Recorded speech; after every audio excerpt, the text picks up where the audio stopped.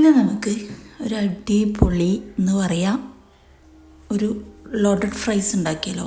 അപ്പം ചിക്കൻ ആദ്യമേ തന്നെ ഞാൻ മസാലയൊക്കെ പുരട്ടി വെച്ചിട്ടുണ്ടായിരുന്നു.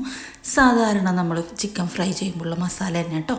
ഒരു 1-2 മണിക്കൂർ ഫ്രിഡ്ജിൽ വെച്ചതിന് ശേഷമാണ് ഞാനിപ്പോൾ എടുത്തിരിക്കുന്നത്. അതിലേക്ക് ഒരു 3/4 ടീസ്പൂണ് കോൺഫ്ലവറും 3/4 ടീസ്പൂണ് മൈദയും ഇട്ടിട്ട് നന്നായിട്ട് അതൊന്ന് കോട്ട് ചെയ്തെടുക്കാം കേട്ടോ. നമുക്ക് ഇത്രയൊന്നും മുളക് ലോഡഡ് ഫ്രൈസ് ഉണ്ടാക്കുമ്പോൾ ആവശ്യമില്ല. എന്നാലും ഞാൻ ആദ്യമേ മസാല പെരുക്കി വെച്ചതുകൊണ്ടാണ് കേട്ടോ ചിക്കൻ ആ കളർ വരുന്നത്. അപ്പോൾ അതവിടെ ഇരിക്കട്ടെ. അപ്പോഴത്തേക്ക് നമുക്ക് ഓയിലൊന്ന് ചൂടാക്കി എടുക്കാം. സൺഫ്ലവർ ഓയിലാണ് യൂസ് ചെയ്തിരിക്കുന്നത്. അപ്പം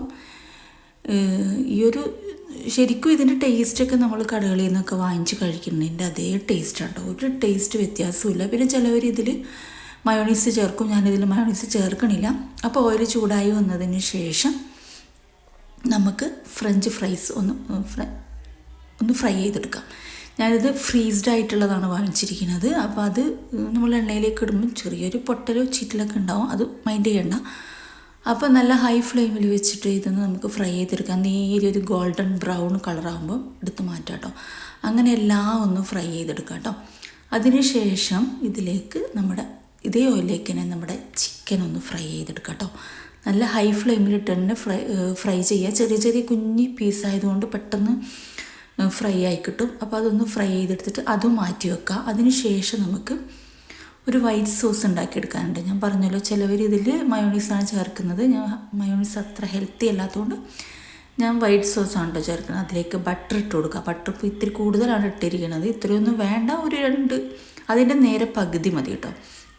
എന്നിട്ട് അതൊന്ന് മെൽറ്റായി വന്നതിന് ശേഷം ഒരു 3-4 അല്ലി വെളുത്തുള്ളി ഉണ്ടായിരുന്നു. അതും കൂടി ഒന്ന് ചെറിയ ചെറിയ കുഞ്ഞു പീസസായിട്ട് അരിഞ്ഞെടുത്തതിന് ശേഷം അതൊന്ന് ആ ബട്ടറിലിട്ടിട്ട് ഒന്ന് വഴറ്റിയെടുക്കുക. അതിനുശേഷം ഒരു ചെറിയ ടീസ്പൂണ് മൈദ അതും കൂടി ഇട്ട് കൊടുത്ത് നന്നായിട്ടൊന്ന് ആ പച്ചമണമൊക്കെ മാറുന്നത് വരെ ഇളക്കിയെടുത്തതിന് ശേഷം മിൽക്കാണ് ഞാനിവിടെ ഒഴിച്ചു കൊടുത്തിരിക്കുന്നത്. 1 കപ്പ് മിൽക്ക് ഒഴിച്ചു കൊടുത്തിട്ടുണ്ട്. ഞാൻ ഇത്തിരി കട്ടിയിലാണ് ഈ ഒരു വൈറ്റ് സോസ് ഉണ്ടാക്കുന്നത്. നിങ്ങൾക്ക് ലൂസാണെങ്കിൽ കുറച്ചും കൂടെ പാല് ചേർത്ത് കൊടുക്കാം കേട്ടോ. അതിലേക്ക് ഇത്തിരി കുരുമുളക് പൊടി, ഒരു പിഞ്ച് ഉപ്പും പിന്നെ ചീസാണ് ഇട്ട് കൊടുത്തിരിക്കുന്നത്. അതും കൂടെ ഇട്ട് കൊടുത്തിട്ട് നന്നായിട്ടൊന്ന് മെൽറ്റാക്കി എടുക്കാൻ നമുക്കൊന്ന് സെറ്റ് ചെയ്യാം കേട്ടോ. White sauce, potato, chicken, white sauce, tomato sauce ആ ഒരു രീതിയിൽ ലെയറായിട്ട് ഒന്ന് സെറ്റ് ചെയ്തെടുക്കാം. അപ്പോൾ നമ്മൾ കഴിക്കുന്ന സമയത്ത് ടേസ്റ്റിനൊന്നും ഒരു വ്യത്യാസവുമില്ല.